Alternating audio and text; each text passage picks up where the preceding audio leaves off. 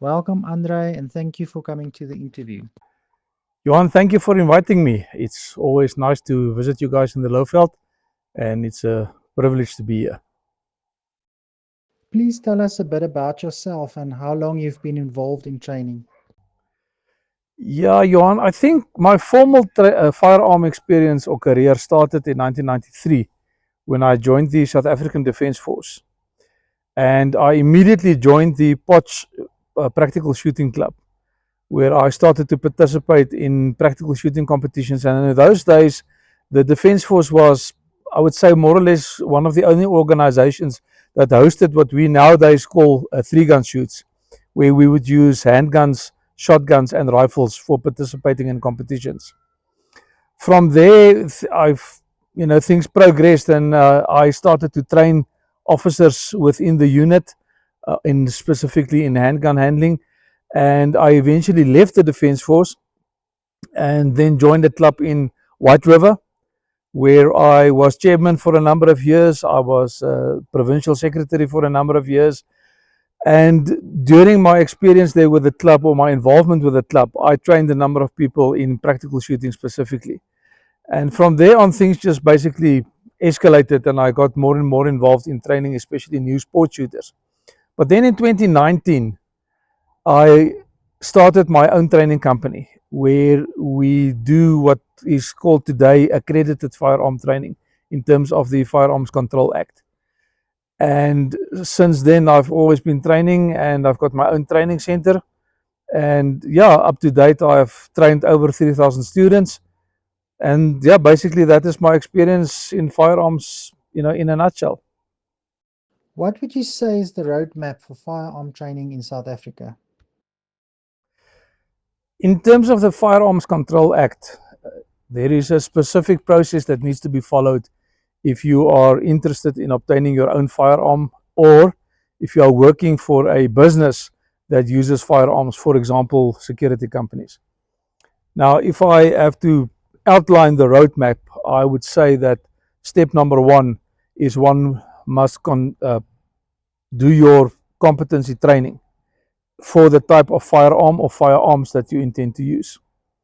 So once you've completed your training, you will be issued with a statement of results and a proficiency certificate, which you then use to apply with the South African Police Services for a competency certificate.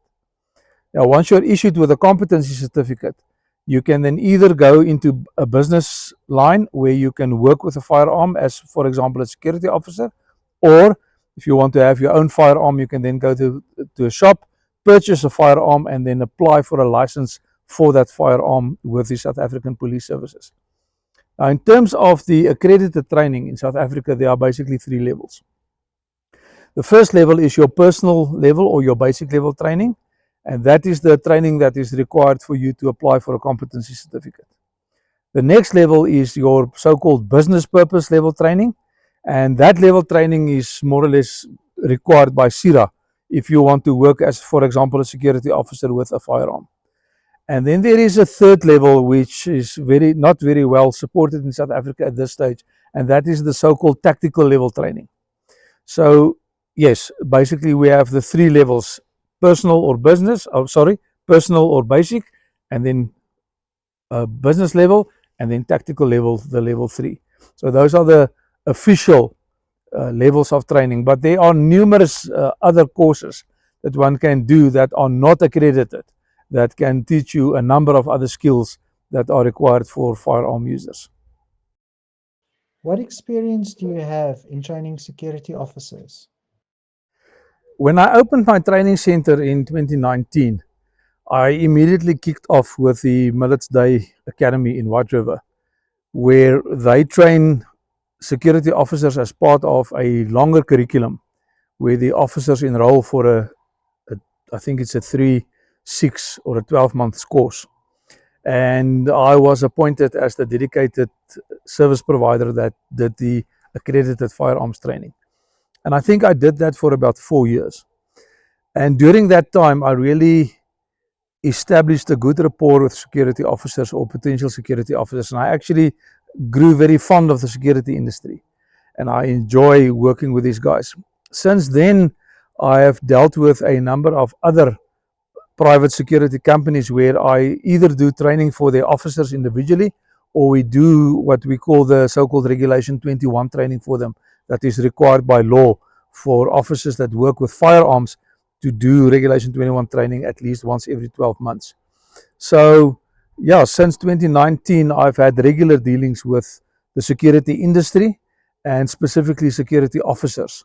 And as I said, I've become quite close to the security industry and looking after the needs and the requirements of the officers. Do you think that training to business purpose level is sufficient for armed security officers? Yes, Johan, that is a very good question. The challenge with accredited training is that this learner has an expectation to conduct the training and then receive a certificate which will enable them to work with firearms in a work environment. The reality is that very few officers has the time available so that they can spend time on training and gain that practical experience in field to deal with situations like what they can expect to deal with while executing their jobs.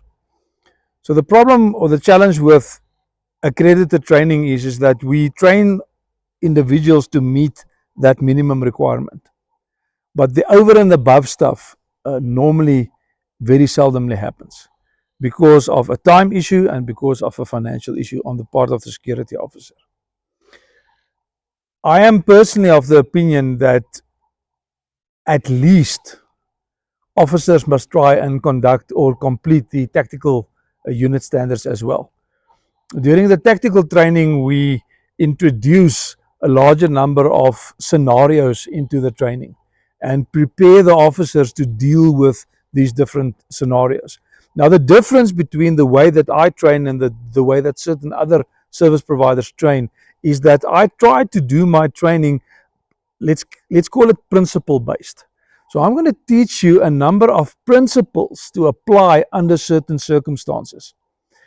And once equipped with that knowledge, you're able to apply those principles that you have been taught under a number of different and varying conditions. Instead of teaching someone a technique, and where the technique is limited to a specific set of circumstances, and if you suddenly met with another set of circumstances, suddenly the technique doesn't work so well. So from my side, I would highly recommend that security officers consider completing the tactical level training as well. The idea is not to make them tactical ninjas. The idea is to expose them to a larger and a greater variety of conditions and scenarios which they might be exposed to out there in the field and prepare them to deal with these scenarios more effectively. The thing with tactical is it's not restricted to standing on a shooting line and shooting a number of predetermined shots on a target. With tactical shooting, we introduce movement, we introduce shooting from behind cover, we introduce reloads under stress, etc., etc., etc. So, again, from my side, I would highly recommend that officers consider it very seriously to complete the tactical level training as well. Is there any other training that you would recommend to make one a more competent firearm owner? Firearm skills is a diminishing skill. So what does that mean? It means that if I don't practice it regularly, I lose the skills that I had or that I developed up till that point. So what is very important with firearm skills is that you regularly train.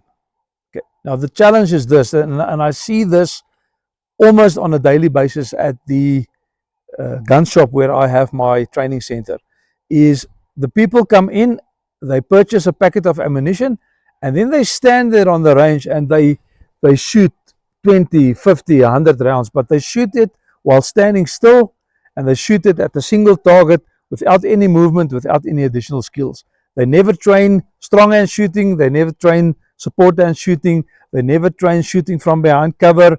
They never train from shooting uncomfortable situations and so forth. And the problem is not many facilities have the ability to train people in these skills.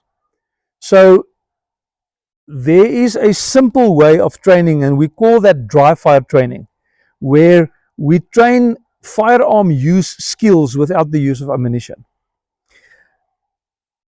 Because in firearm handling, your manipulation of the firearm counts for about, I would say, 90% of your ability to shoot an accurate shot. And all of that can be practiced without firing a single live round. That can all be done through dry fire. And then you just basically have to go to the range every once a month, once every 2 months, and use 20, 50 rounds if you want to just confirm that the skills you have been practicing through dry fire is actually in place and you've actually achieved what you want to achieve. So dry fire is something that you can do in your own time, in your own place. And it's very important that when you do use dry fire training, that you not have any live ammunition even close to you when you're doing this. And then something else is there are two other options that you can follow. And the one is to join a shooting club, a practical shooting club, or a action shooting club, like the South African Practical Shooting Association or the South African Defensive Pistol Association. Join one of these associations or a club that is affiliated with them, and just go and participate in the events. You don't have to fork out the huge numbers of money to participate, but just go and participate on a monthly basis, on a 2-monthly basis, and see what is required of you to handle a firearm under a stressful situation. Because believe me, if you're standing there on that shooting line and that buzzer says peep, the stress is tremendous. Okay, and if you can't handle that under a competition environment, you're going to battle to do that under a life-threatening environment. So joining a club is another option. And then the last one that I would recommend is, just approach your local training service provider and ask them if they do additional types of training. And get involved, shoot your firearm. But as I said, I know that cost is a big issue. Ammunition is expensive, and therefore dry firing, as far as I'm concerned, is most probably one of the best ways to hone your firearm handling skills. And then just go to the range every 1 or 2 months and just go and check that what you've been training is actually working for you. Thank you so much for the interview, and thank you for your time. Yes, no, thank you. Thank you from my side. Thank you for inviting me. Thank you for this opportunity. And yes, I look at many, many more of these opportunities to come. You must have an absolutely awesome day, and send my regards to all the staff at Miller's Day Academy.